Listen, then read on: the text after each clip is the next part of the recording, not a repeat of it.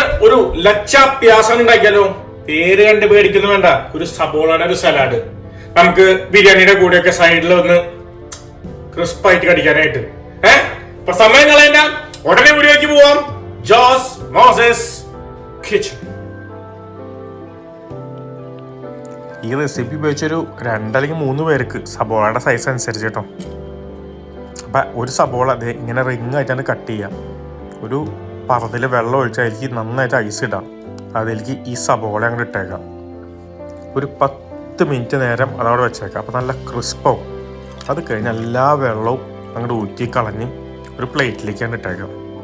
അതിലേക്ക് 1 ടീസ്പൂൺ മുളക് പൊടി, 1/2 teaspoon black salt, 1/2 teaspoon chaat masala, നാരങ്ങനീര് ഫ്രഷ് തന്നെ ഒരു പകുതി, പിന്നെ കുറച്ച് കുരുമുളക്. ഇങ്ങനെ ഫ്രഷ് ചെയ്ത് ക്രാക്ക് ചെയ്തായിരിക്കും നല്ലത്. ഇതെല്ലാം ഇട്ട് അങ്ങോട്ട് മിക്സ് ചെയ്യാം.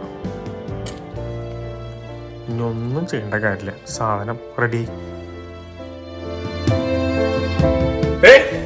നല്ല എരിവൊക്കെ ഇട്ട് നമ്മുടെ ലച്ചാപ്യാസ്. ഹിന്ദിയിൽ ഇങ്ങനെ പറയുന്ന നമ്മൾ പേടിയൊക്കെ വേണം, പക്ഷെ പേടിക്കൊന്നും വേണ്ട. വെറും ഒരു സബോളയുടെ സലാഡ്. പിന്നെ നല്ല ബുദ്ധിമുട്ടാണോ?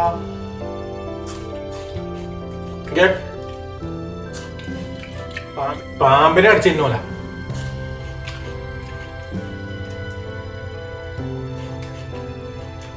അങ്ങനെ ആസ്വദിച്ച് ബിരിയാണിയുടെ കൂടെയാണ് തിന്നേക്കാം. നല്ല ക്രിസ്പാണ്.